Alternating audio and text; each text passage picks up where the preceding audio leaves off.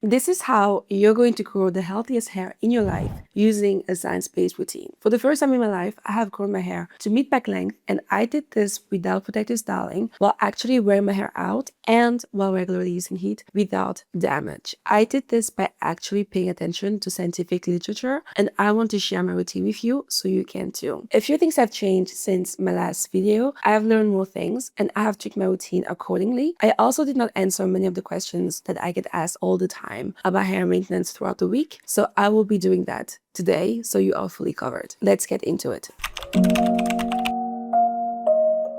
This is a 6-step routine and I do the exact same thing every single week, once a week. The only thing that may change from week to week is the actual products I use, but it's always the same type of products because every product here has a purpose. But actually, you most likely not need all 6 products. Some of the ones I use are very specific to my own situation, and I have added them over time to target problems I have personally encountered with my hair. My hair routine starts the night before with a hair serum. This is a new addition to my routine. I actually use a hair serum at 2 different points on wash day, the night before wash day and after washing my hair right before I apply all my post-wash products. The reason why I now use a hair serum is directly related to hair growth, but probably not the way that you might think it is. I'm personally not a fan of hair serums or any other products that claim to grow your hair faster. There are very few ingredients on the market that are capable of doing so and that have been clinically tested and have proven to be able to do that. But on the other hand, I am always looking for ways to better the condition of my scalp. There is a direct link between the overall health of your scalp and the thickness and strength of the hair that grows out of it. In particular, I have seborrheic dermatitis, and in this paper, it was associated with lower hair shine, more hair loss, and lower hair diameter. I have always thought my scalp was very dry and that getting flakes over your scalp after a few days was just normal, and it's not. It's very much not. This is the healthiest my scalp has ever been, and I no longer get flakes by the time I wash my hair. I also no longer get sore around my crown area, which I have now realized was probably due to irritation.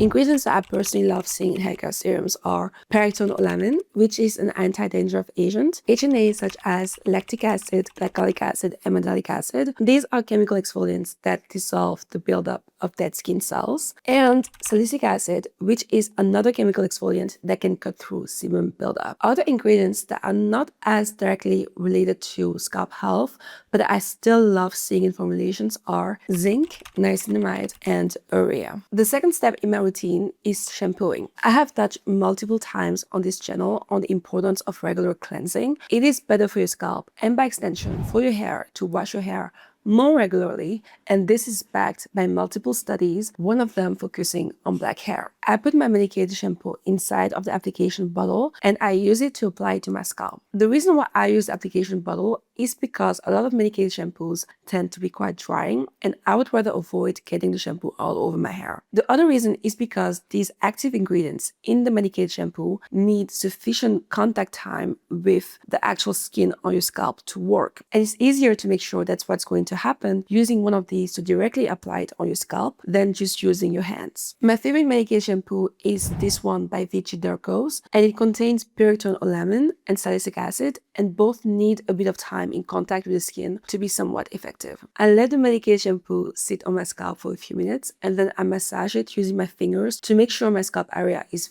really clean. I do not actively wash my hair strands with the medicated shampoo. I simply let the shampoo run along my hair strands as I rinse it out, and then I use a second shampoo that I both massage into my scalp and that I also actively use on the length of my hair. I will not call this a moisturizing shampoo because the goal of the second shampoo is to make sure that any potential residue left behind by the medicated shampoo will be removed so that my scalp is thoroughly clean, and to remove potential buildup for my strands. So I don't hesitate to use second shampoo more than once if I feel like my hair still needs an extra wash. It's therefore important that the shampoo is strong enough to properly cleanse the scalp, but still gentle enough so it doesn't completely dry out my hair. Watching this, you might wonder why there is no mention of a clarifying or detoxifying shampoo. I think clarifying shampoos are wonderful. I myself used one for many years, but I recently stopped using them on wash days because I don't feel like they add more to my shampooing routine. Actually, most medicated shampoos on the market will oftentimes be clarifying shampoo because the goal there is to make sure that your scalp is really clean. So there is no need for an additional step that is going to cost more time and more money. I do have some clarifying shampoos in my inventory that I reach for on rare occasions and that I would recommend for a different purpose. Shampoos like the Way Detox or the Malibu Sea shampoo are really good for people who live in areas with hot water. There is a decent chance that if you live in the US, that you live in a hot water area. And in case you do, those filters that are sold online and recommended by people do not actually do much to face that issue. What you want is a water softener installed that is going to treat the water before it even gets out of your faucet. But that is an entirely new installation, and for that reason, it's expensive. It is very, very much worth it, but it is expensive. So if you're looking for easier ways to get rid of some of that hot water buildup on your hair, look into shampoos that are made for that specific purpose. The Redken ABC shampoo is not marketed as such a shampoo, and it's too gentle for me to put in the same category as the Way and the Malibu Sea, which are shampoos that will get your scalp and hair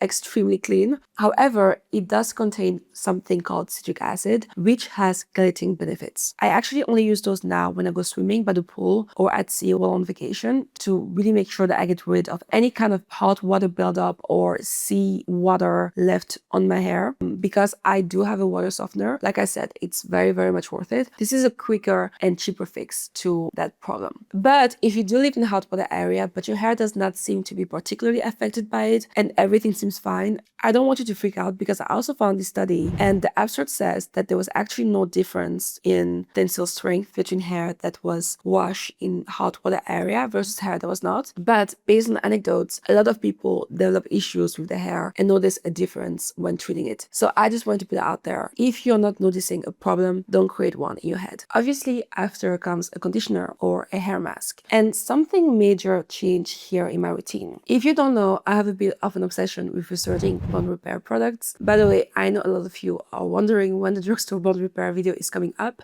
Soon, I promise you. Please bear with me. But anyway, I have changed my stance on a lot of bond repair products because I acquired new information while researching for my drugstore bond repair video. I will talk about that in my next video in this series in a lot more detail, but here's the gist. I still don't believe that most bond repair products can actually repair the strongest bond in your hair, disulfide bonds, but I now actually think that's okay because they can still be beneficial in a different way. If you don't know, disulfide bonds are the hardest bonds in your hair to break, and they are responsible for a whole lot of your hair strength. So when they do break from things like chemical treatments like bleach or from heat damage, your hair becomes a lot more fragile. So the idea that it could be repaired was absolutely revolutionary. But like I said, I don't believe that these products really do that. However, I now know a lot of them are capable of penetrating your hair and improving tensile strength through different mechanisms. And the mechanism in question is not the same for all brands. It's really dependent on the bond repair ingredient that they are relying on. So it's going to vary from brand to brand. But my personal favorites are the ones that directly incorporate that technology into the conditioners or the hair mask. So those ingredients can penetrate the hair, improve tensile strength, while also providing a good amount of conditioning. So you don't need a separate bond repair step. So I personally prefer products that are hybrid, that will increase the strength of my hair while being super conditioning because my hair is very dry. My favorites are Pantene's Miracle Rescue Conditioner and Hair Mask. This uses a complex that is based on panthenol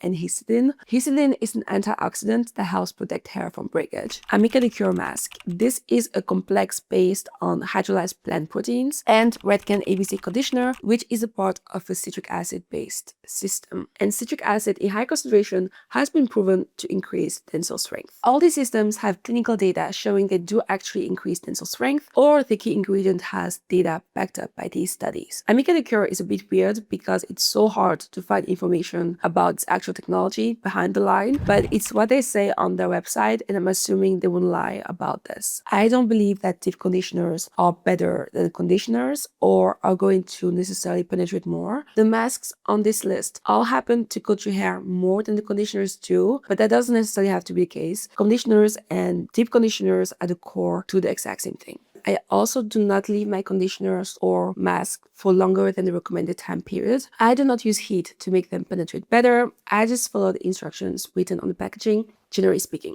But I do have a specific way of applying conditioners and masks to make sure that my detangling process will be as breakage-free as possible. So this is the point at which I actually detangle my hair for the first time during wash day. So what I'll do is squeeze out the water as much as I can before I apply the conditioner on the length of my hair. I will do this over all the sections, and I will wait the recommended time period written on the packaging before rinsing the conditioner out. Then I will actually rinse it out and detangle my hair under running water. After that, I reapply a small bit of conditioner on hair that is as wet as possible, and I brush it through, and normally at this point my hair should be fully detangled. The reason why I do things in this way is because the conditioning agents in the conditioner or hair mask will have an easier time sticking to my hair if it's not soaking wet, and whatever is in the formula and is supposed to penetrate also will have an easier time doing so. At the same time, the wetter my hair is, the straighter it will be because of the weight of the water, which will make it easier for me to detangle my hair. And the second pass with conditioner again is just to make sure that my hair is truly fully detangled and that every single strand got coated with conditioner. Once I'm done, I squeeze the excess water out of my hair and I roll my hair into bento knots as tight as I can to make sure that my hair stays fully detangled, and I put on a microfiber towel. Using microfiber towel is a lot more important than a lot of people think, in my personal opinion, and it's one of those things that I wished I had incorporated in my routine way earlier than I did. Number one, because a microfiber towel can cause a lot less breakage than a regular towel. I found this article a while back where they're taking a closer look at hair on a microfiber towel versus on a normal towel, and it's very clear that the hair gets engulfed in the fibers of the normal towel, something that doesn't happen with the microfiber towel. It makes it so that the hair is less likely to be caught into those fibers and break. Microfiber towels also make your hair dry much faster than it otherwise would, so by the time that you pull out your blow dryer to blow out your hair, there will be less damage and you'll be applying the heat for a shorter period of time than you would have if your hair was wetter. So I leave it on for about 2 hours while I'm doing other stuff, and normally after those 2 hours, the towel will be soaked with water. It absorbs out of my hair while my hair is damp. Now we have gotten onto the post-wash section. Once I remove the hair towel, I first apply the serum all over my scalp again. There are up to 5 products I apply after washing my hair, but you actually only need 2. But of course, every single one of them has a purpose and targets an issue I might be dealing with my hair throughout the week. The first product that I apply is a leave-in treatment that is not supposed to be my main leave-in. It's an add-on, if that makes sense. There are 3 ones that I rotate through: the Pantene Pro V Vitamin Essence Daily Repair Mist, the Medicated Cure Multitask Repair Treatment, and the Leave-In Proof Triple Bond Complex. I guess this could be classified as post-wash bond repair, but I honestly mainly wish for them for extra conditioning because my hair is chronically dry, and these products really help me go the distance until my next wash day. And on top of that, they also provide tensile strength benefits. The Pantene Pro V Mist in particular is such an interesting product. I will talk about it again in my drugstore bond repair video because I was very impressed by that one. The other leave-in I apply is a heat protectant. I cannot stress enough the importance of heat protection. It's been studied and well established that it protects your hair in numerous ways from heat. Number 1, it helps you achieve desired results with less heat and less passes. Number 2, they can prevent up to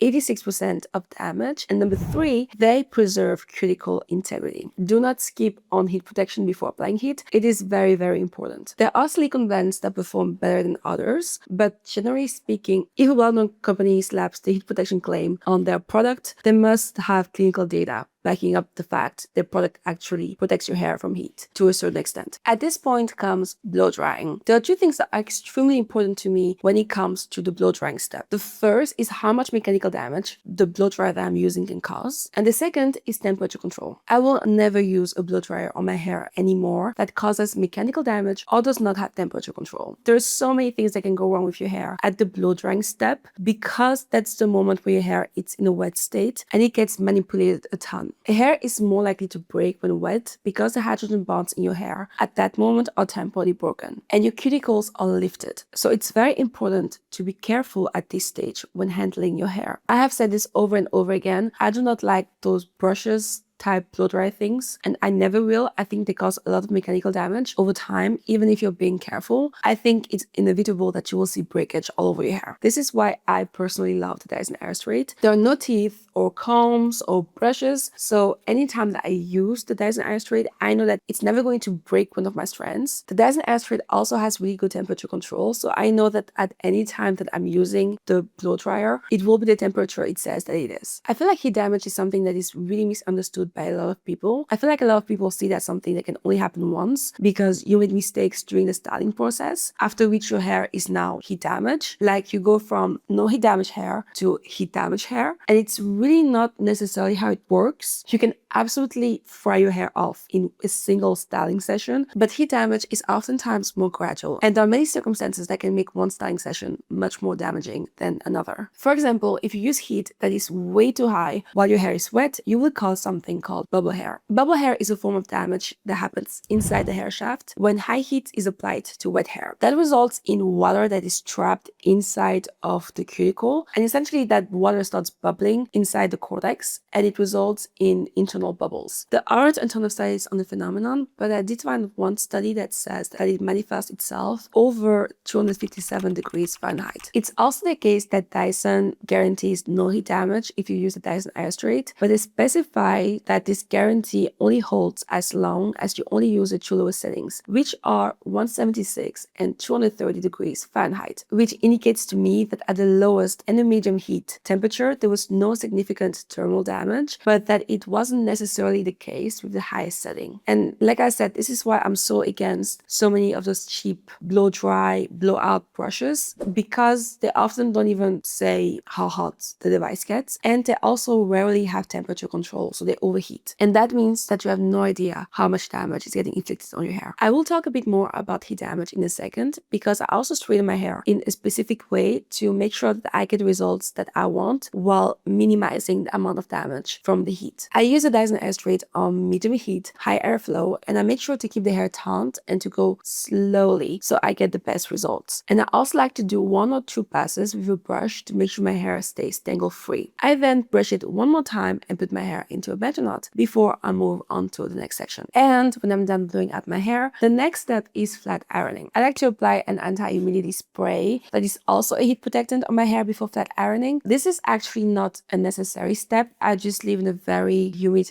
area, and this just helps my hair staying straight all week. I used to be a lot more conservative with how high I would let my flat iron go because I was so terrified of heat damage. I now take what I would consider more of a calculated risk based on my knowledge of how heat damages hair. Heat does different things to hair at different thresholds. The higher the heat, the more damage it inflicts. Like I already said, 257 degrees Fahrenheit is where bubble hair damage occurs. But 257 degrees Fahrenheit on dry hair is actually not that big of a deal because protein denaturation in hair occurs at 300 degrees Fahrenheit. Under that temperature, little modification to the hair structure is observed. So you should be relatively safe under that. The word relatively is doing a lot of heavy lifting. No heat will always be better than heat, but you only live once and I want to use heat on my hair. Anyway, another temperature point where there is a major increase in damage is around 400 degrees Fahrenheit. There was actually a study on curly hair in which they straightened hair samples over 50 times on 365 degrees and 428 degrees Fahrenheit. At the higher temperatures, 75% of the hair became looser in texture due to the heat and was more likely to break than before. This was not the case with the hair straightened at